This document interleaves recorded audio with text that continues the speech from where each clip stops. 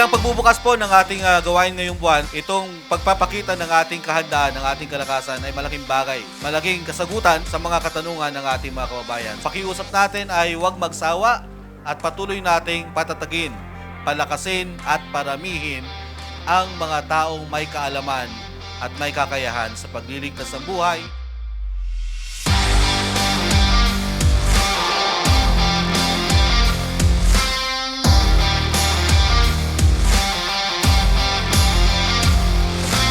Naway baunin natin ang inspirasyon at determinasyon na maging masanda at matatag. Sama-sama tayo maging bantayog ng ratagan at magbuklod sa layunin kahandaan.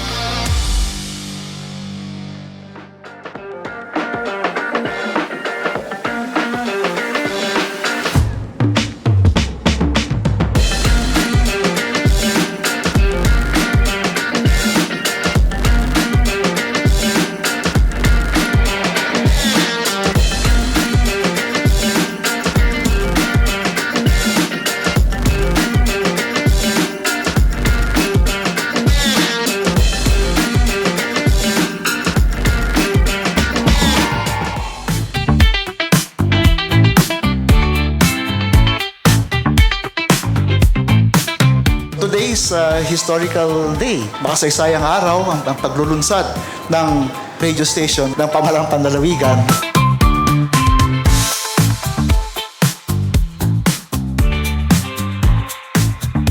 Sa pamamagitan ng radio station, yung mga service at programa ng provincial government and national government agencies ay mailalabas natin.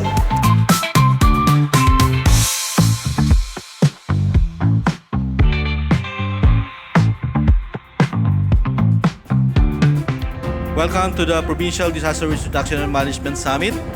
It is a great honor that we gather here today.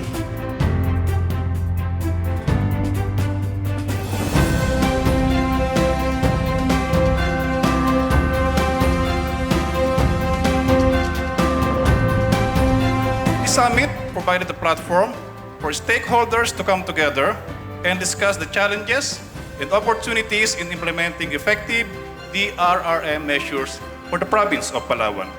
And we engaged in fruitful discussions, exchanged ideas, and shared best practices, ultimately strengthening the Palawan's resilience against natural hazards.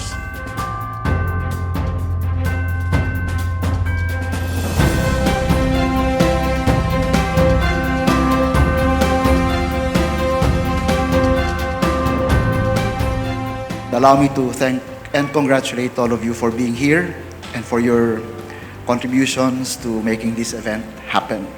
Every now and then I ask myself, why am I here? And the quick answer is, because there is a job to do and someone has to do it.